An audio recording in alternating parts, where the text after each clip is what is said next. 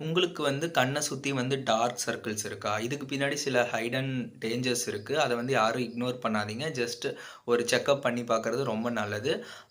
First of all வந்து எது வந்து டேஞ்சர், எது டேஞ்சர் இல்லன்னு சொல்லிர்றேன். இப்போ நம்ம வந்து நைட் ஃபுல்லா தூங்கல, இல்ல வந்து ஒரு 2, 3 டேஸ் வந்து ஒழுங்கா தூக்கம் இல்ல டாக்டர். எனக்கு வந்து கண்ண சுத்தி வந்து கருப்பா இருக்கு. ஆனா நான் தூங்குனதுக்கப்புறம் அது வந்து டிஸப்பியர் ஆயிருது அப்டின்னா, நீங்க வந்து வருத்தப்பட தேவை கிடையாது.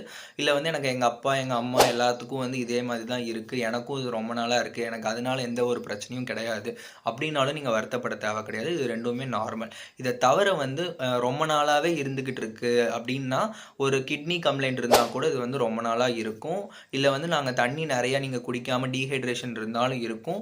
இல்ல வந்து உங்களுக்கு சைனஸ் கம்ப்ளைண்ட் இருந்தாலும் இருக்கும். இல்லன்னா வந்துட்டு அயர்ன் டெஃபிஷியன்சி அனீமியாவா இருந்தா கூட இந்த மாரி இருக்கும். அலர்ஜியா இருந்தா கூட இந்த மாரி இருக்கும். லிவர்ல ஏதாவது ஒரு கம்ப்ளைண்ட் இருந்தா கூட இந்த மாரி இருக்கும். நீங்க எல்லாரும் தெரிஞ்சுக்கோங்க.